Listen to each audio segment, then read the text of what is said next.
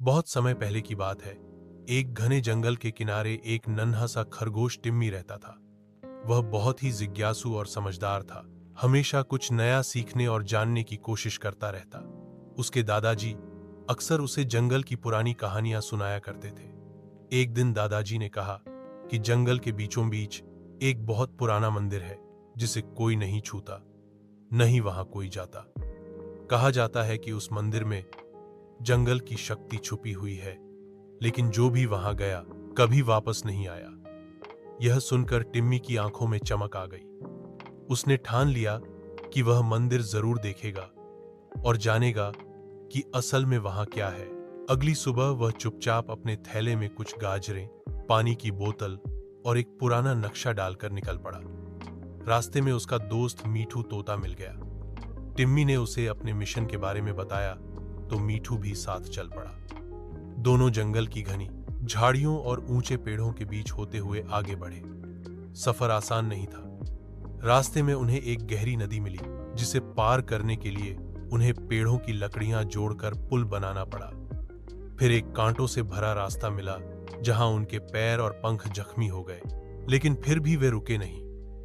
तभी उन्हें एक बूढ़ा कछुआ मिला जिसने रास्ता पार करने में उनकी मदद की। कुछ दूर चलने के बाद वे एक अंधेरी घाटी में पहुंचे जहां सूरज की रोशनी भी नहीं आती थी। मीठू ने अपनी तेज नजरों से रास्ता खोज निकाला। चलते चलते कई घंटे बीत गए और आखिरकार वे जंगल के सबसे रहस्यमयी हिस्से में पहुंचे जहां एक पुराना टूटा फूटा मंदिर खड़ा था। मंदिर के दरवाजे पर कुछ शब्द खुदे हुए थे, सच्चे दिल, साफ इरादों और साहसी कदमों से ही यह द्वार खुलेगा।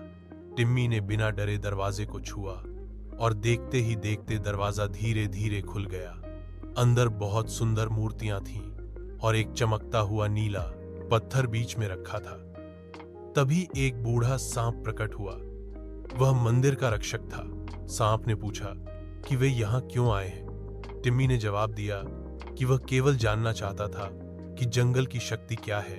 वह कोई चीज चुराने नहीं आया। सांप मुस्कुराया और बोला, यह जो पत्थर है यह असली शक्ति नहीं है। असली शक्ति तुम्हारे जैसे साहसी, सच्चे और समझदार जीवों में होती है, जो डर को हराकर सच्चाई को जानना चाहते हैं, दूसरों की मदद करते हैं और बिना स्वार्थ के आगे बढ़ते हैं। यह सुनकर टिम्मी ने पत्थर को हाथ तक नहीं लगाया। उसने सिर झुकाया और बोला, मैं समझ गया। टिम्मी और मीठू लौट आए, लेकिन अब वे पहले जैसे नहीं थे। अब पूरा जंगल उन्हें जानता था, उन्हें मानता था और वे एक मिसाल बन गए। और टिम्मी जानता था कि सच्ची शक्ति बाहर नहीं, हमारे अंदर होती है।